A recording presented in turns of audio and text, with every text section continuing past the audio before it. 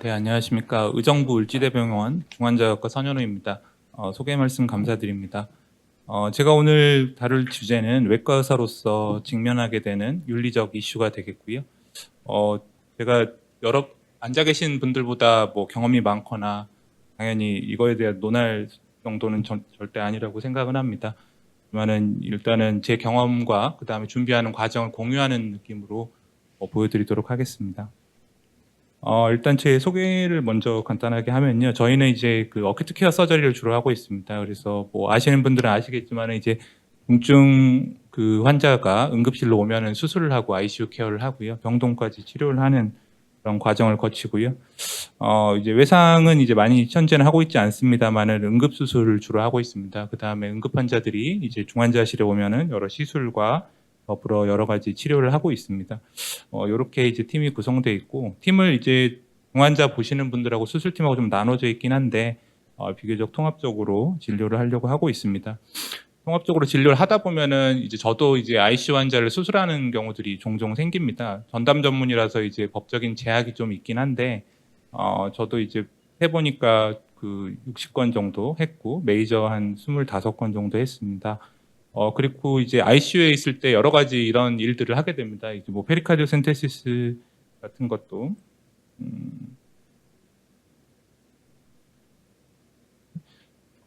자동 재생이 되면 좋은데 일단은 뭘 이렇게 일단은 중환자실에서 맞닥뜨리게 되는 시술 같은 것들이나 이런 것들을 하게 됩니다. 그러면 가끔 이제 궁금증이 저희가 생기거든요. 저는 이제 뭐 혼자 있게 되면은 수술도 하게 되고 시술도 하게 되고 중환자실 진료도 하게 되고 과연 이게 우리가 다 할 수 있나? 아니면 가끔 이제 거만해지거나 이고가 커지면은 진짜 할 수 있는 거 아닌가? 이런 생각까지도 종종 하게 됩니다. 서전들이 보통은 이고가 좀 큰데요. 이게 이제 어떤 책에서 발췌한 건데 환자 앞에서 의사는 이제 환자의 운명을 결정하는 신이다.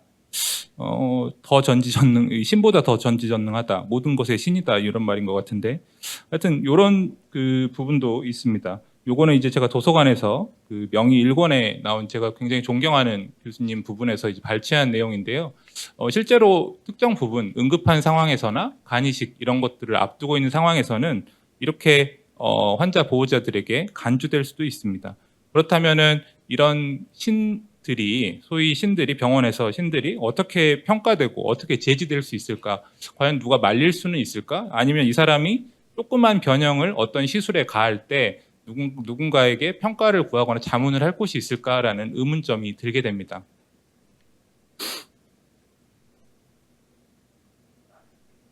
일단 뭐 간단하게 결정해 보셔도 좋을 것 같습니다.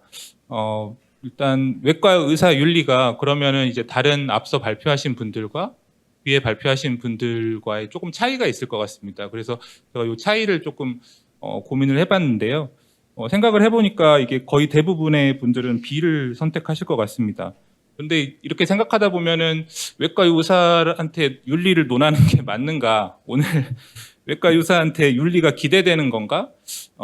외과 의사랑 이꼴 윤리는 별로 어울리지 않는 조합이 아닌가 이런 생각도 하게 됩니다. 근데 최근에는 좀 트렌드가 많이 바뀌긴 했습니다. 그리고 또 특이한 점 중에 연관돼서 하나는 누가 수술을 잘하는지 알 수가 없습니다. 심지어 이제 옆에 있는 외과 의사들도 알 수가 없고요. 누가 잘하는지 알 수가 없고 이건 왜냐하면 객관적인 지표가 아니고 내가 잘합니다. 뭐 유튜브에 많이 나온다고 해서 잘하는 것도 아니고요. 뭐 주변 의사들 저도 저희 병원 의사들 잘 모릅니다. 그리고 당연히 환자들은 굉장히 알 수가 없게 되고요. 다만 이제 스크럽 널스들은 이제 잘 알게 되는데 이게 그래가지고 이제 스크럽 널스들이 이제 수술 받으러 왔다. 그거 굉장한 영광이거든요. 서전들한테 굉장히 자랑이라고 하는데 하여튼 뭐 이야기가 새서 죄송한데 하여튼 누가 수술이신지 알 수가 없습니다. 그래서 결론적으로는 아무래도 외과 의사들은 이거 매번 기복이 아무래도 인간이다 보니까 있을 수밖에 없기 때문에 더 그 큰 윤리성이라든지 더 정확한 어떤 전문성이라든지 마음가짐이 요구되지 않을까 그렇게 생각이 됩니다. 또 이제 특이한 점 하나는 수술 설명을 제가 평균 한 5분에서 10분 정도 합니다. 이게 뭐 앞배든 그다음 빰배든 뭐 뭘 그 응급실에서 수술로 하는 거든 트라키오스토미든 다 마찬가지입니다. 5분에서 10분을 넘기지는 않습니다. 왜냐하면 저희 자체가 이제 바쁘기 때문이고 응급 상황이기 때문이고 뭐 길게 설명한다고 해서 크게 상황이 달라지지 않기 때문이죠. 굉장히 일방적인 관계입니다. 굉장히 일방적인 관계이기 때문에 가끔은 이 사람들이 이해했나? 제 스스로도 이분이 과연 내 말을 이해하고 있을까? 수술 후에 물어보면 거의 이해하지 못하고 있는 경우가 사실 많습니다. 영상을 보여달라고 하지만은 영상을 보여주면서도 아마 모르실 텐데요 라고 시작합니다. 이게 굉장히 비정상적인 관계인데요. 이게 이제 과연, 이유가 뭘까?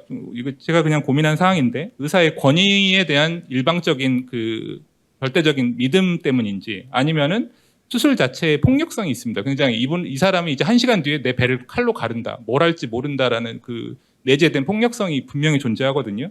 그 다음에 이제 환자 자체가 굉장히 아프고 불안하고 공포하고 금방 죽을 수도 있고 못 깨어날 수도 있고 하는 공포 때문에 이런 관계가 생길 수가 있습니다. 뭐 어떻게 보면 이기적으로 보면은 이거 이제 외과 의사한테 유리한 부분이기도 한데요. 근데 이게 관계는 항상 이게 뒤집혀지기 마련이죠. 그래서 항상 이게 언제까지 유지될지 저희가 항상 관심 있게 보는 부분이기도 합니다. 이것도 여러분께 드리는 질문입니다. 뭐 굉장히 어려운 질문은 아닙니다. 이게 이제 A랑 B 의사가 있으면은 누구에게 수술 받을 것인가라는 거고요. A 의사는 흔하게 많이 봤던 제 주위의 의사고요. 저도 뭐 이렇게 가끔 하기도 하는데요. B 의사도 있습니다. B 의사는 이제 뭐 꼭 필요한 건 아닌데 수술 받은 6명은 모두 사망했다. 뭐 이렇게 하는 의사가 있을까요? 실제로 있습니다. 이게 이제 명의 1권 이승규 교수님 파트 뒤편에 나오는 이제 한덕종 교수님의 글입니다. 췌장이식을 처음에 할 때 6명이 연달아 사망했고요. 그 다음에 이제 7번째 환자가 자원해서 수술을 시행했고 그 환자가 성공하면서 이렇게 췌장이식이 쭉 이어졌다라고 저도 알고 있습니다. 그렇게 생각하다 보면은 이게 참 관계라는 것이 제가 이제 이 자리에서 정답을 드리고자 하는 건 아니고요. 외과 의사가 이제 윤리의 특이점이 있다는 걸 알려드리려고 하는 거고, 최근에는 이제 당연히 이제 이게 다 환자나 의사들도 이제 다 몸에 내재돼 있는 그런 것들이지만, 뭐 shared medical decision making이라는 걸 하고 이렇게 좀 오픈해서 좀 이야기를 하고, 환자가 요즘에는 AI로도 다 조사해 오거든요. 근데 이제 틀린 말은 잘 없는데 맞는 말도 잘 없는 오묘한 경계가 있는데, 그런 것들을 잘 이렇게 끌고 가면서도 이제 담담하게 또 약간 긍정적으로 끌고 가는 게 맞지 않을까라는 생각을 개인적으로는 하고 있습니다. 수술 받은 뒤에 설명하는 것도 좀 특이합니다. 의사들은 이제 아무래도 이제 컴플리케이션 같은 것들이 워낙 많고, 요새 법적인 분쟁도 있고, 설명을 못 들었어요 하는 것도 있기 때문에 녹음도 하고, 그 다음에 이제 설명도 좀 많이 하게 되고, 동의서가 점점 페이지 수가 늘어나고 있습니다. 설명을 10분 안에 하는데 페이지 수는 20페이지 막 이렇게 되거든요. 그리고 수술 후에도 이렇게 설명하는 의사들도 있습니다. 굉장히 현실적이고 대비적이지만, 과연 환자들이, 보호자들이 듣고 싶어 하는 말일까라는 고민을 좀 하게 됩니다. 무조건 좋다고 하는 의사들이 예전에 많이 계셨어요. 저도 이제 전공의 때 보면서, 왜 저러지? 했는데, ONC 했는데 왜 좋다고 하면 어떡하지? 막 이랬는데, 이게 또 나중에 보니까 또 이해가 되고, 저도 어느 정도는 그렇게 하고 있는 모습을 발견하게 됩니다.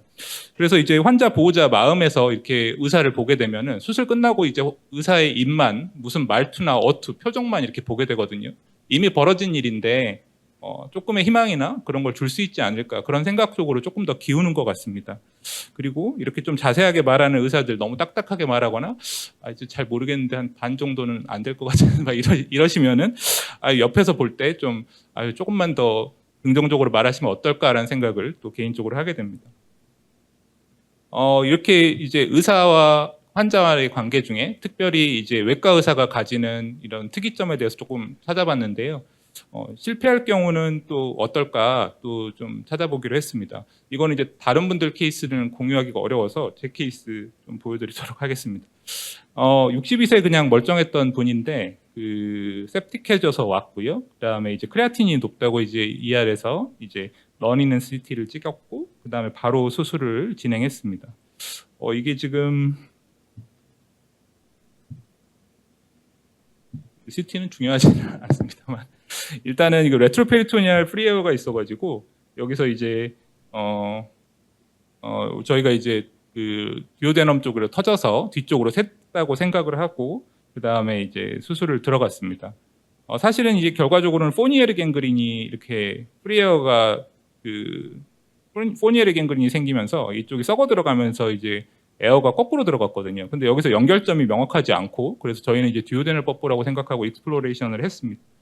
익스플로레이션 하고 이제 좀 보기 좀 힘드시겠지만은 포니엘 갱그린이 생겼고 환자가 이렇게 그 익스플로레이션 하고 드레인 넣고 나왔는데 환자가 이제 스트레스를 너무 받으니까 얼서 블리딩이 생기고 퍼포레이션이 생겨가지고 이쪽으로 해서 바일이 새면서 이제 포니에르 네크로타이징 파사이티스가 좀 더 심해지는 경과가 보였습니다. 처음에 이제 어세스가 좀 잘못됐고 수술이 좀 잘못됐죠.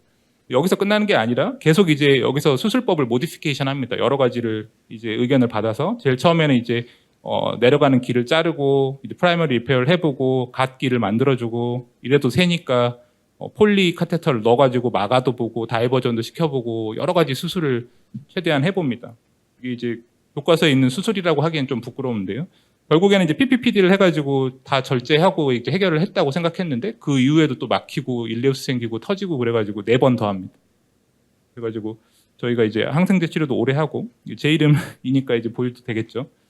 제 이름이 이제 총 13번 수술했고요. 수술방 들어가서 한 수술만 13번이고 협의까지 합치면 뭐 17 이 정도 될 거고. 그 다음에 1년에 걸쳐서 입원하고 결국에는 이제 퇴원을 했습니다.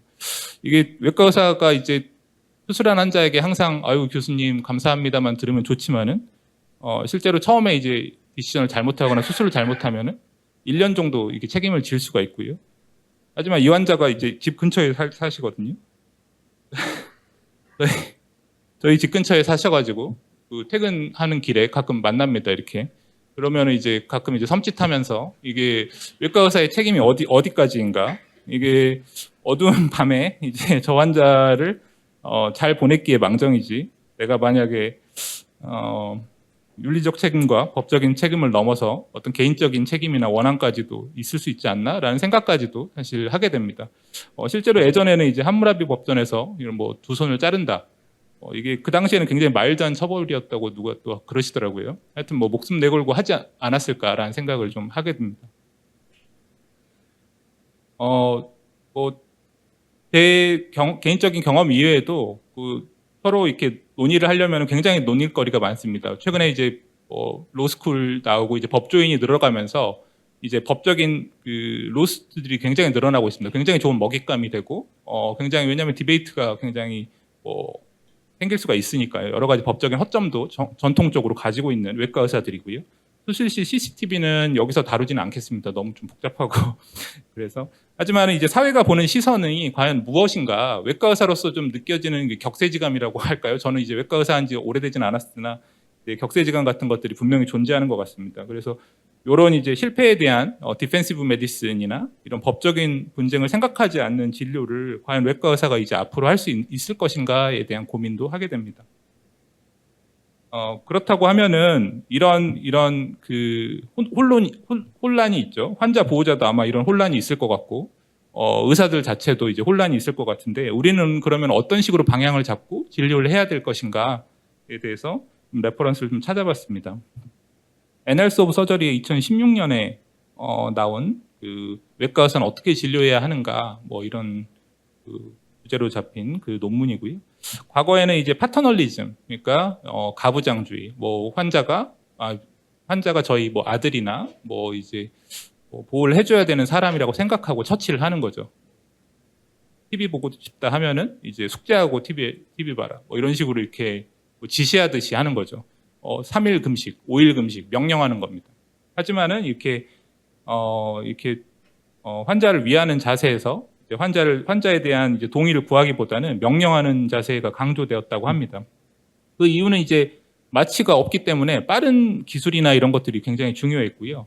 거꾸로 의사 입장에서도 환자나 보호자들이 굉장히 아파하는 경우를 의사도 뒤에 가서 굉장히 고통을 느낍니다. 그런 거에 대한 방어 기제로서 의사는 냉철해야 된다.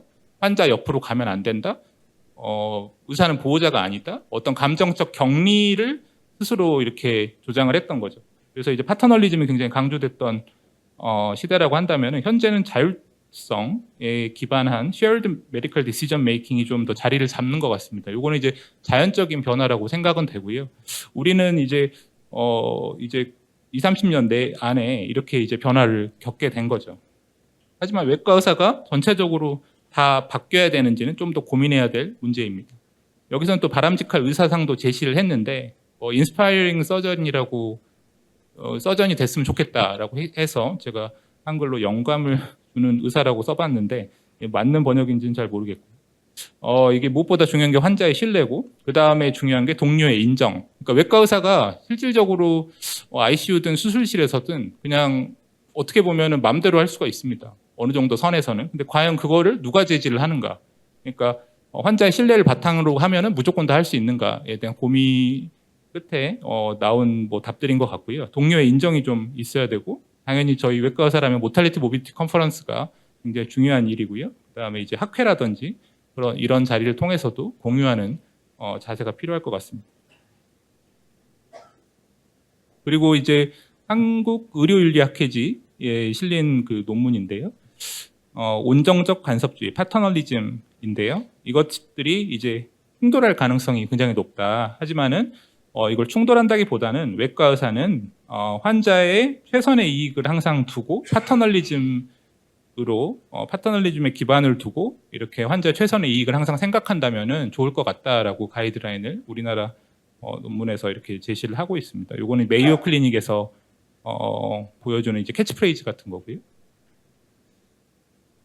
그래서 제가 요 섹션, 요게 이제 그 강의의 이제 앞부분인데, 요 앞부분의 섹션에서 이제 결론은 이제 명의보다는 명 시스템이 아닌가 이런 생각을 하게 되고요. 혼자 잘한다고 해서 할 수 있는 시대는 절대 아닌 것 같고, 여러 사람과 협의해서 항상 해야 되고, 그 이유가 이제 단순히 이제 이 환자를 더 낫게 치료하는 게 아니라 외과 의사가 이제 아까 말씀드렸듯이 머리도 크고 이제 굉장히 이고가 크기 때문에 어쩔 때는 이제 판단을 흐립니다. 이거 괜찮을 것 같아요. 그러면 좀 막 이렇게 하게 됩니다. 논문도 이제 새로운 게 계속 나오고 하기 때문에 이게 항상 이제 팀에서 자율성을 해치지 않은 선에서 해야 되고요.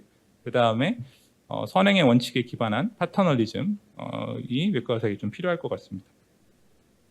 요 전반까지 부분을 요런 그 레퍼런스에서 참조를 했습니다. 그래서 요 책이 요번에 이렇게 나왔는데요. 제가 이분은 잘 모르는 분이시지만 굉장히 재밌게 봤고요. 의료 윤리에 대해서도 깊이 있게 다루고 있어가지고 이분의 경험을 많이 좀 차용했습니다. 그 다음에 이제 두 번째 부분이고 이제 마지막 부분인데 신의료 기술에 대해서 좀 알아보도록 하겠습니다. 신의료 기술 외과와 신의료 기술을 검색하면은 모든 병원에서 이런 식으로 신의료 기술에 대해서 언급하고 있습니다. 이렇게 심방세동 치료, 한 번의 수술로 치료, 음파로 뚫는다, 뭐 이런 것들이 이렇게 쭉 나오고 있고요. 모든 병원에 다 한 페이지씩 본 적이 있으실 겁니다. 그래서 외과 의사, 저희가 이제 편의상 이제 신의료 기술이라고 했지만 서지컬 이노베이션, 뭐 크리에이티브, 뭐 이런 식으로 표현이 되기도 합니다. 이런 것들이 외과 의사한테 어떤 의미를 지니는지 좀 보도록 하겠습니다. 서지컬 이노베이션의 정의를 보면은 미니멀리브 인베이시브 서저리, AI, 디지털, 버추얼 리얼리티 이런 것들이 나타나게 됩니다.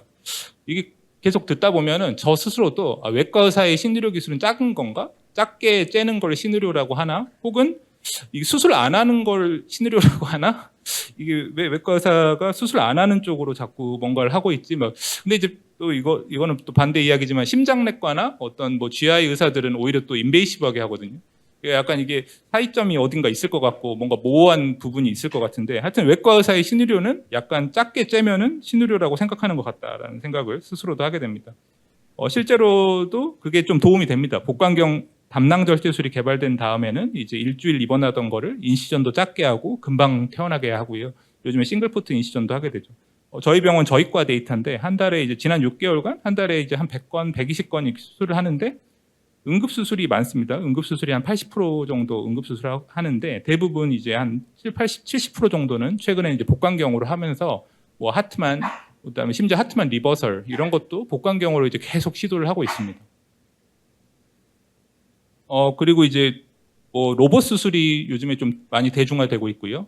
뭐 허니아 수술도 이제 로봇으로 많이 하게 되고, 그다음에 이제 KT, 그다음에 유방암 이런 것들도 다 그 로봇으로 이제 하는 시대인 것 같습니다. 그렇게 보다 보면은 외과에서 서지컬 이노베이션이라는 뜻은 창의적인 뜻인 것 같고, 뭔가 세련된 것 같고, 그다음에 조금 째는 것 같고, 그다음에 로봇인 것 같고, 멋있는 것 같습니다. 근데 이제 문제가 좀 있을지 한번 보도록 하겠습니다. 외과 술기에서 이제 문제점은 뭐냐면은 검열을 해줄 데가 없습니다. 이거 그러니까 새로운 약이나 기기가 들어오면은 IRB를 내고 여러 이제 과정을 거쳐가지고 시간을 몇 년 소비해가지고 이제 할 텐데 새로운 의료 시술은 그냥 서전이 혼자 그냥 할 수 있습니다. 어느 정도. 그리고 여기서 조금 바꾼 거예요라고 말하면은 누가 뭐라고 할 사람이 없게 되는 겁니다. 그 다음에 한 1000개쯤 한 다음에 학회에 발표를 하는 거죠. 1000개 해봤더니 이게 괜찮은 것 같아요라고 발표하는 거예요. 근데 앞서 1000명은 다 이렇게 어떻게 간주되고 어떤 컴플리케이션이 있었을까요? 그거에 대한 고민을 좀 하게 됐습니다. 그래서 신의료 기술이라는 게 과연 창조적인가, 맹목적인가, 지금도 이제 결과가 좋지 않은 그 여러 신의료 시술들, 수술들은 어떻게 없어지고 있는가, 그런 거에 대한 고민을 좀 하게 됩니다. 최근까지도 있었던 시술들인 것 같습니다. 유럽에서는 지금도 뭐 기술적으로는 가능하다라고 들었는데, 담석 쇠석술이라는 게 있고, 그 다음에 요거 같은 경우는 이제 복강경 담낭 절제술이 개발돼가지고 더 이상 안 한다고 합니다. 그리고 이게 이제 1970년대 미국 자마에 실린 논문인데, 얼서 치료에 그 이제 냉장 모르겠습니다. 이거 어떻게 하는 건지 모르겠는데, 이게 가스트릭 프리징이라는 걸 해가지고 하면은 도움이 된다더라 해가지고 열심히 했다고 합니다. 근데 아무 도움이 안 된다 이렇게 지금 발표가 됐고요. 조금 더 전으로 거슬러 올라가면은 이제 좀 본 적이 없는 시술들이 이제 나오기 시작합니다. 아마 본 적이 없으실 텐데 이식 수술이 좀 많이 100년 전에 된 것 같습니다. 근데 이제 실제로 이제 많이 진행이 됐다고 해요. 한 20, 30건 진행이 됐고 많은 환자들이 당연히 죽었고 이분이 엄청 유명한 의사였다고 합니다. 그래서 거의 주지사까지 될 뻔했다고 하더라고요. 그래가지고 이분에 대한 사기꾼에 대해서 다룬 책입니다. 그래서 거의 주지사 당선될 뻔하고 이제 미국의 역사가 바뀔 뻔했는데 하여튼 이제 이걸 실제로 했다고 합니다. 그리고 이제 리소토미는 이제 회음부를 절개해가지고 방광에 있는 돌을 빼내는 수술이고요. 물론 지금 현재는 안 하지만 이 자세는 남아가지고 많이 쓰이고 있고요. 전두엽 절제술 같은 것도 옛날에 많이 했다고 합니다. 그러면 외과 의사로서 저 스스로에게도 질문을 좀 해봤는데요. 그러면은 우리가 새로운 거 뭐가 새로운지 아니면 조금 변화가 새로운 건지 아니면 완전 새로운 게 새로운 건지 잘 모르겠습니다. 지구 어딘가에서 누군가 했을 수도 있는데 내가 생각하기에 새로운 것들을 할 때 어디까지 환자에게 설명을 하고 해야 될지 좀 고민을 해봤습니다. A번 같은 경우는 뭐 설명을 보통 하진 않습니다. 구멍을 하나 더 뚫었어요. 수천은 이제 염증이 있으니까 좀 오픈을 나일론으로 했습니다. 아니면 염증이 없으니까 깨끗하니까 녹는 실로 했습니다. 예쁘게 녹는 실로 했는데 염증이 생길 수가 있습니다. 요 정도 특별하게 설명은 하진 않습니다. 장 연결을 원래 스테이플러를 하는데 매뉴얼이 좀 나아 보여가지고 매뉴얼로 했습니다. 이것도 설명하진 않습니다. 세 번째 거는 이제 새로운 본드가 나와서 했다. 요거는 이제 당연히 여러분도 느끼시겠지만은 미리 동의서를 구하거나 설명을 하거나 IRB를 통과해야겠죠. 그러면 환자가 동의하면은 할 수 있는가? 환자가 이제 이런 말들을 하는 경우가 있습니다. 담낭 나 남기고 싶은데 째가지고 돌 뺀 다음에 꼬매달라 할 수가 있습니다. 그리고 저처럼 이렇게 긴장 너무 많이 하는 사람들은 이런 생각할 수도 있습니다. 아드레날 메둘라만 좀 복강경으로 싹 떼줘가지고 내가 땀도 안 흘리고 당당하게 이렇게 앞에 설 수 있게 해달라 이렇게 할 수가 있습니다. 실제로 다 있는 일입니다. 근데 이제 요렇게도 한다고 하더라고요. 이거 성공하고 논문에 나오고 서전에 이름이 붙고 국제학술지에 실릴 수도 있잖아요. 아니면 9시 뉴스에 나올 수도 있지만은 하여튼 이거에 대한 고민을 하게 됩니다. 이게 굉장히 좀 어려운 문제일 것 같습니다. 그렇게 해서 좀 찾아봤더니 새로운 외과 의사의 시술에는 여러 가지 문제가 있습니다. 새로움 정의 자체가 굉장히 어렵고요. 새로움이라는 것의 범주라든지 어느 정도 혁신인지 아니면 작은 변화인지 그런 것들 범주 내에서 명확하게 선을 긋기가 어렵습니다. 응급할 때 그냥 문제 해결 차원에서 한번 그냥 바꾼 것 그런 것까지도 새로운 의료 시술인가 이런 거에도 문제가 있고요. 당연히 서전이기 때문에 개별 시술자의 숙련도 자체가 아주 다릅니다. 누구는 되고 누구는 안 되는 경우가 있다는 말이죠. 연구 자체가 굉장히 어려운 것이 사실입니다. 하지만 이렇다고 해서 다 하지 말라라고 하기에는 이런 시도 자체가 외과 발전에 아주 본질적이기 때문에 이걸 다 막을 수는 없습니다. 그래서 이제 이 마지막 부분에 대해서 답은 없습니다. 하지만은 최대한 이렇게 디테일을 좀 있는 것처럼 해보면은 포멀 리뷰가 필요한 것들은 창의적인 생각이나 이론을 확인하고자 하기 위해서 이제 연구를 진행할 때 이때는 해야 됩니다. 그리고 상당히 다르다. 이게 꽤 달라야 됩니다. 뭐 조금 변화해서는 리뷰할 필요가 없습니다. 아직까지 보고된 적이 없거나 아니면은 이거에 따른 합병증이 굉장히 심하거나 이 환자에게 위험할 수 있다. 그러면은 아마 상당히 다르다고 아마 간주를 하는 것 같고요. 이것의 그 대부분의 윤리적 배경으로는 이제 다른 전문직 윤리라든지 근거 중심의 의학이라든지 이런 윤리적 베이스 안에서 이루어졌을 때 인정이 되는 것 같습니다. 한국 의료 유리학회지에서 마찬가지로 2013년도에 낸 이제 두 개의 논문이 있었는데 2013년이랑 2014년도에 각각 냈었는데 결론적으로는 윤리성을 굉장히 강조했고요. 서지컬 이노베이션에 대해서 항상 환자의 최선의 이익을 추구해야 되고 현재 입증된 가장 좋은 시술과 비교해야 됩니다. 그리고 인폼드 컨센트 당연히 받아야 되고 동료 심사를 여기서도 굉장히 중요시하게 여겼고요. 그다음에 이해상충을 완전히 다 가리라는 건 아닌데 적절하게 공개하고 관리해야 된다라고 보고 있습니다. 그래서 이제 마지막 장이고요. 외과 의사의 특징에 대해서 조금 살펴봤고 아직도 파터널리즘이라는 범주가 어느 정도는 필요하지 않을까 그렇게 보고 있고요. 시스템 안에서 동료 심사가 굉장히 중요하다. 그리고 신의료 기술을 할 때는 윤리적 원칙을 좀 지켜야겠다. 좀 더 외과 의사 스스로 주의해야겠다입니다. 이상입니다.